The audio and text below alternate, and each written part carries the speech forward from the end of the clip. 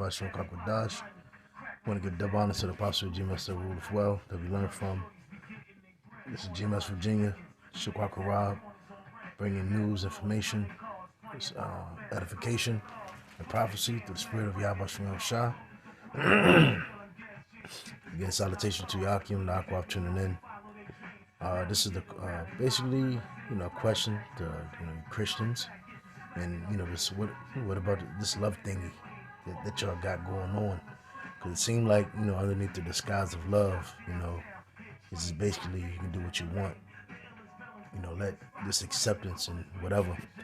So, I asked, why didn't they love Achan, regardless of what he did?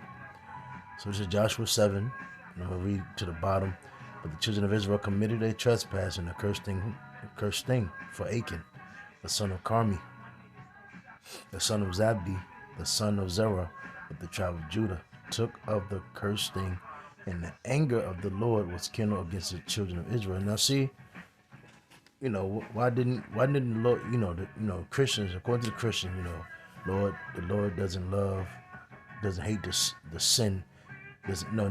What did they say? They don't hate the sinner, but he hates the sin.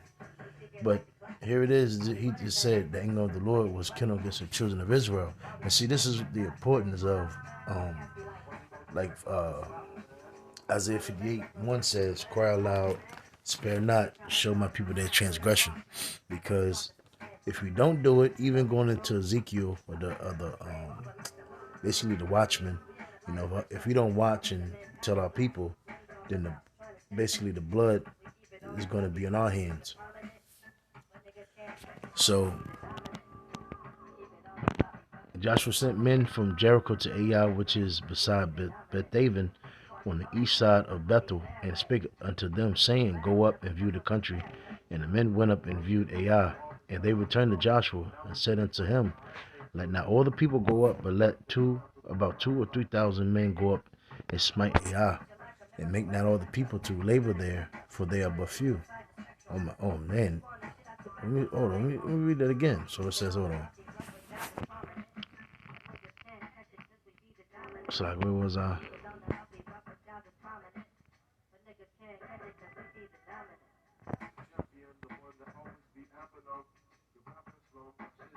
Salaki. Let me keep continuing on Salaki. 4. So there went up of the people about 3,000 men, and they fled before the men of Ai. And the men of Ai smote of them about 36 men. For they chased them from before the gate even unto Shebarim, and smote them in the going down, wherefore the hearts of the people melted, and became as water. And Joshua rent his clothes and fell to the earth upon his face before the ark of the Lord until the eventide, he and the elders of Israel, and put dust upon their heads. And Joshua said, Alas, O Lord power, O Lord Yahweh, wherefore hast thou at all brought this people over Jordan to deliver us into the hand of the Amorites to destroy us? Would to our power we have been content and dwelt on the other side of Jordan. O Lord, what shall I say when Israel turneth their backs before their enemies? When the Canaanites and all the inhabitants of the land shall hear of it, and shall environ us round, and cut off our name from the earth. And what wilt thou do unto thy great name? And the Lord said unto Joshua, Get thee up, wherefore liest thou thus upon thy face? Israel has sinned, and they have also transgressed my covenant which I commanded them. For they have even taken of the accursed thing, and have also stolen, and assembled also, and they have put it even among their own stuff. Therefore the children of Israel could not stand before their enemies, but turned their backs before their enemies. And this is very important. That's why a majority of our people die today, and they're not able to withstand and do anything and prosper, because one, we're in our enemy's land, and two, our people transgress every day. Let me get that real quick. And not send them to, I think it's Sirach 5. Sirach 5.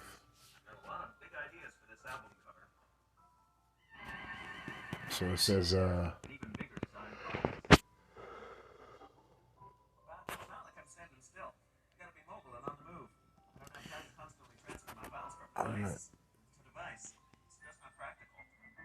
I'm not sure.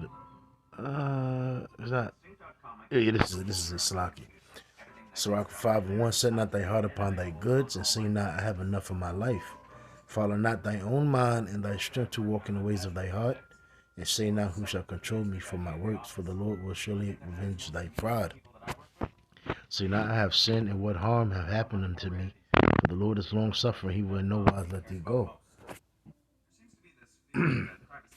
Concerning propitiation, be not without fear to add sin unto sin. And say not, his mercy is great, he will be pacified for the multitude of my sins. For mercy and wrath come from him, and his indignation resteth upon sinners.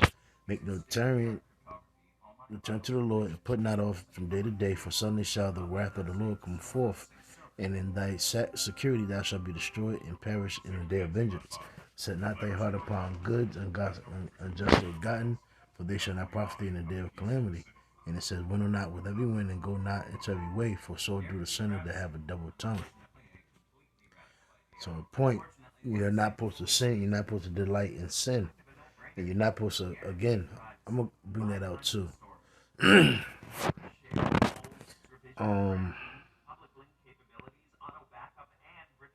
Slack.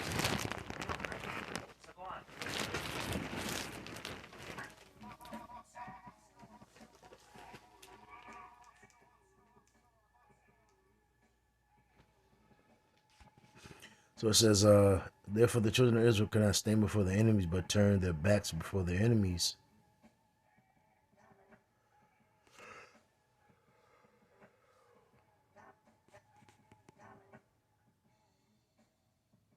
Well, step back at verse 11. I think that's where I was, Salaki. Israel have sinned, and they have also transgressed my covenant, which I commanded them, for they have even taken of the accursed thing, and have also stolen, and dissembled also, and they have put it in, even among their own stuff. Therefore the children of Israel cannot stand before their enemies, but turn their backs up before their enemies, because they were accursed. Neither will I be with you any more, except you destroy the accursed from among you. See that? So why didn't the Lord say, you know what, it's all good. I love you. Everything's okay. And then why didn't Joshua basically go back to the Lord and say, God, aren't you all about love and mercy? Why punish Achan? He did no such thing. He didn't do anything wrong. It's all about love. God, it's all about love. Why? Why can't he just do what he wants? Why can't he just, he it's all about love. But it says, up, sanctify the people, and say, sanctify yourself against tomorrow. For thus said the Lord, power of Israel, there is an accursed thing in the midst of thee, O Israel. Thou canst not stand before thy enemies until you take away the accursed thing from among you. So when the Lord says something, you do it. It's not, like you just said, do not don't follow your heart. So it says, in the morning, therefore, you shall be brought according to your tribes, and it shall be that the tribe which the Lord hath taken shall come according to the family thereof, and the family which the Lord shall take shall come by households, and the household which the Lord shall take shall come man by man. And it shall be that he that is taken with the accursed thing shall be burnt with fire, he and all that he have, because he have transgressed the covenant of the Lord, and because he have wrought folly in Israel. You see that? I thought God was good all the time. It was all about love. You can do what you want. I thought you could do what you want. So it says, so Joshua rose up early in the morning and brought Israel by their tribes, and the tribe of Judah was taken. He brought the family of Judah, and he took the family of the Zarhites, and he brought the family of the Zarhites man by man, and Zabdi was taken. And he brought his household man by man, and Achan the son of Carmi, the son of Zabdi, the son of Zerah, of the tribe of Judah was taken. And Joshua said unto Achan, my son, give, I pray thee, glory to the Lord, power of Israel, and make confession unto him, and tell me now, what hast thou done? Hide it not from me. And Achan answered Joshua and said, indeed I have sinned against the Lord, power of Israel, and thus have I done. Yeah, so why didn't Achan say, yo, come on, man, it's all about love. Love me. I did nothing wrong. Why are you persecuting me? Why are you showing hatred? So it said, when I saw him on the spoil of goodly Babylonian's garment and 200 shekels of silver and a wedge of gold of 50 shekels weight, then I coveted them. See that? What did the Lord say about being covetous? See if I can find that coveting.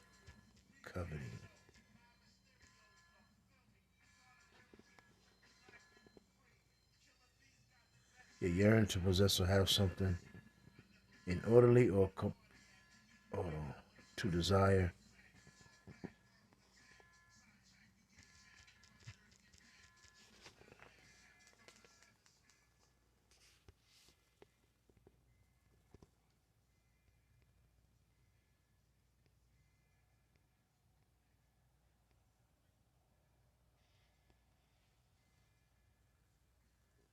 So it says, James chapter 1. But every man is tempted when he is drawn away of his own lust and enticed. Then when the lust hath conceived, it bringeth forth sin. And sin, when it is finished, bringeth forth death. I thought it was all about love. I thought you can do what you want. This is the New Testament here. Let me see.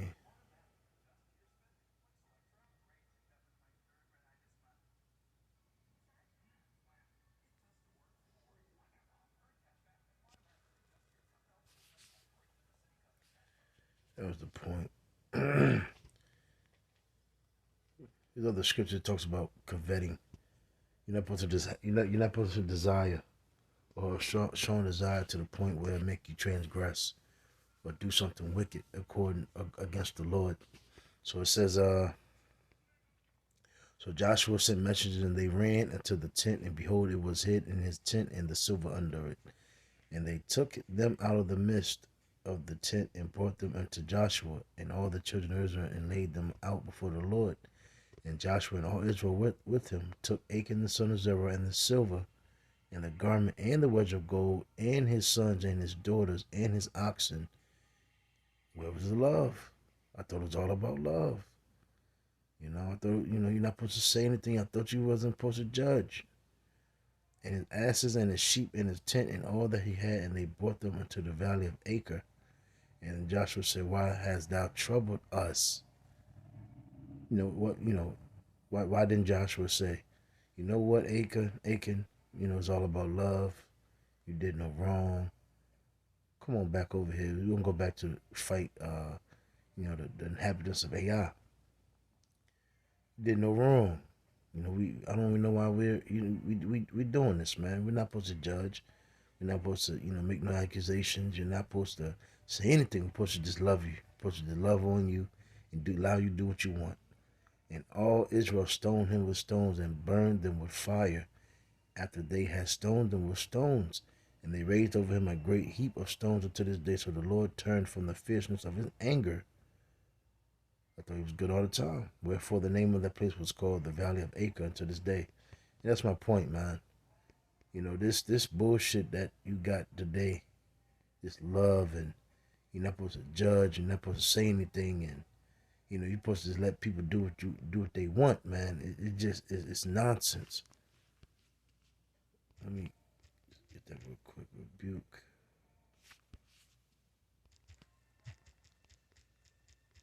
It was one that I wanted to bring forth out, but I can't remember. Yep. Proverbs 27:5. Open rebuke is better than secret love.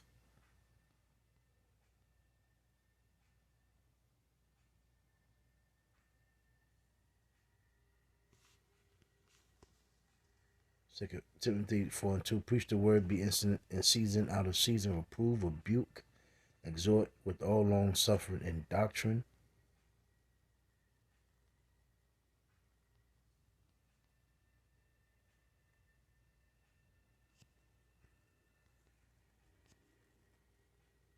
It was one I wanted. I can't remember.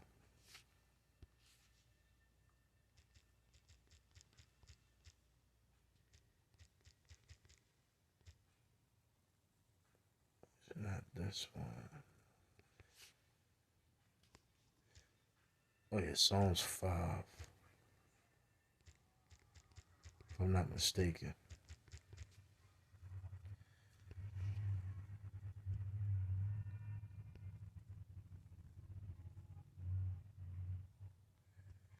So Psalms 5 and 4, for thou art not a power that have pleasure in wickedness, neither shall evil dwell with thee. The foolish shall not stand in thy sight. Thou hatest all workers of iniquity. You see that? So it's simple and plain. You know, these Christians, man, in this whole nonsense of this whole world that we live in now, that you were supposed to let anything rock, you supposed to just accept everything, is all bullshit, man. And what Esau does is, they use this notion of love to the disguise of playing out, right out genocide, man. Underneath the entitlement love, they set up wicked false leaders for you. They put your ass in prisons. They give you gangs and drugs. They take your opportunities from you. They integrated you. Then they broke you. They lied to you. Here it is. You had your own. We had our own communities. Then they transferred us over. Through media, through the civil rights, which is all bullshit. Martin Luther King, etc. And then they integrated us with them. Now they came with a plan that, man, we can control these Negroes. We can really destroy these Negroes. And now through Nat Turner all the way to this present day, after what Nat Turner did, they put basically an Edomite overseer in that church to make sure they was giving these Negroes good doctrine to pretty much be submissive and pretty much be lied to. And now, through the turning of these scriptures and the lies of the serpent, Jake is eating out of the so-called white man's hands. And everything that the so-called white man is presenting for us and putting in front of us is to our demise and to our destruction. And this word love, man, you Jakes better really wake the fuck up and really decipher this word love. Because love is rebuke. Love is standing up for your nation. Love is dying for your nation. This is what the real love is: us correcting our people and showing our people their wickedness. But this love that Esau's saying, he's trying to make it seem like you need to accept every goddamn thing. You don't need to fight for your people. You don't need to stand up for the Lord. You don't need to stand up for the name of the Lord. You don't need to worry about the injustice and oppression and the wickedness that's happened to your people. It's all about love. Love, love, love. And it's all bullshit, man. Like the story said, man, what Achan did, the anger of the Lord was turned on Israel, and they couldn't stand before the enemies until what they showed forth action, and they took this transgression away from them. So they had to put forth action, and that was the love thing. Why? Because the anger of the Lord was bestowed upon them, and through what they did, checked that situation, corrected it, the anger of the Lord departed. And that's what we're doing through the spirit power of Yahweh Shah. That's pretty much it, man. Hey, Shalom.